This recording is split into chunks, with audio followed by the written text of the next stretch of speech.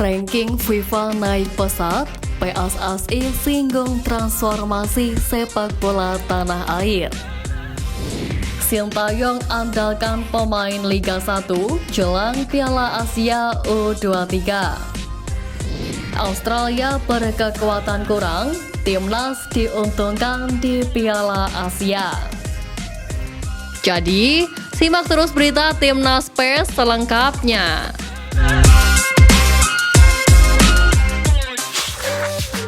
Ranking FIFA naik pesat, PSSI singgung transformasi sepak bola tanah air.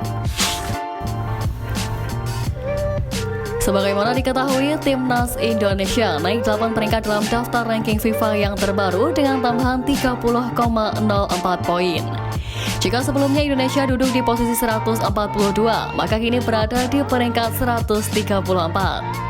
Lonjakan ini sekaligus membuat skuad Garuda menjadi tim yang berhasil naik paling banyak. Wakil Ketua Umum PSSI Zainuddin Amali menyebut baik meningkat pesatnya ranking FIFA Timnas Indonesia ini. Amali pun menyinggung soal transformasi sepak bola tanah air. Menurutnya saat ini tinggal bagaimana masing-masing pihak bergerak lebih solid lagi demi membawa Garuda mendunia. Ya, artinya dengan posisi Indonesia sekarang yang ranking FIFA-nya membaik, berarti transformasi sepak bola Indonesia yang sudah dicanangkan oleh Ketua Umum PSSI Pak Erik beserta seluruh pengurus PSSI dari tingkat pusat, provinsi, kabupaten, kota yang sudah dipresentasikan di hadapan FIFA itu berjalan dengan baik, kata Amali. Selain itu, Amali juga menyampaikan terkait evaluasi yang perlu didorong timnas agar lebih baik lagi nanti. Ia pun berharap semua pihak stakeholder sepak bola Indonesia memberi dukungan maksimal. Timnas Indonesia masih menyisakan 2 laga grup F yakni melawan Irak dan Filipina yang dijadwalkan berlangsung pada Juni mendatang. Amali pun berharap skuad Garuda dapat kembali meraih hasil manis sehingga akan berdampak positif pada peringkat FIFA. Sintayong andalkan pemain Liga 1 jelang Piala Asia U23. Beberapa pemain Liga 1 Indonesia tentu bakal menjadi andalan Sintayong di Piala Asia U23 2024. Nantinya mereka akan bekerja sama dengan para pemain abroad untuk mengaruhi kerasnya turnamen level usia tersebut. Terlebih, target yang dibebankan kepada Sintayong dan Timnas Indonesia U23 adalah lolos ke perempat final atau lebih baik lagi menembus Olimpiade Paris 2024. Untuk itu, pemain-pemain ini diprediksi selalu menjadi pilihan utama pelatih asal Korea Selatan itu pada setiap laga. Pertama, Hernando Ari.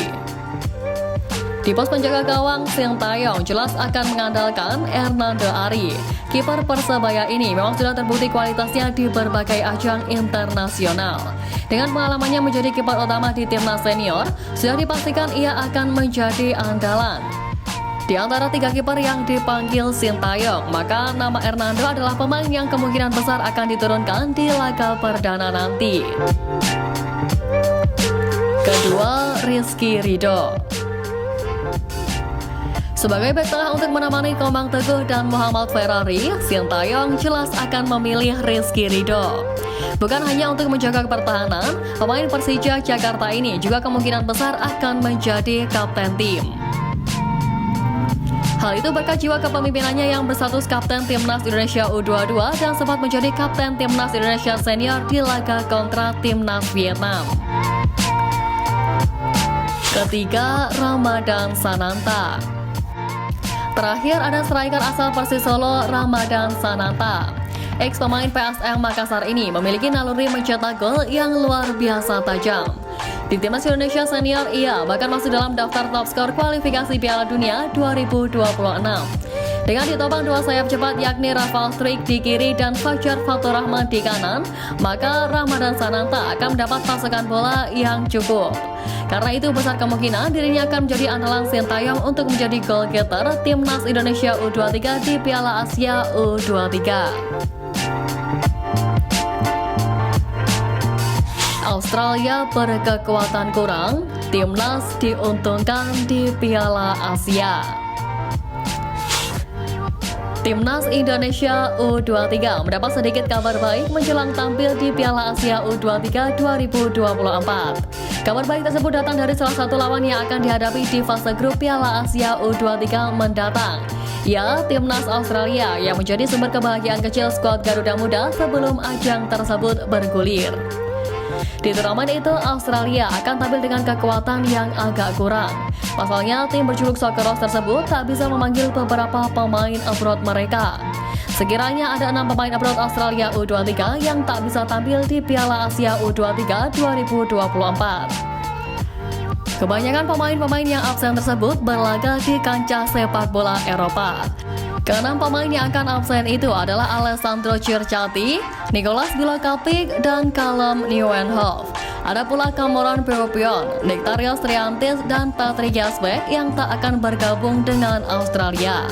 Mereka tak mendapatkan izin dari klub masing-masing untuk terlibat di Piala Asia U23.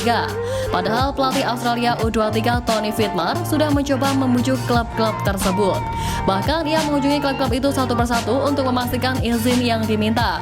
Namun Fittmar juga tak bisa berbuat banyak dengan keputusan klub-klub tersebut. Apalagi Piala Asia U23 2024 memang tak termasuk agenda resmi FIFA.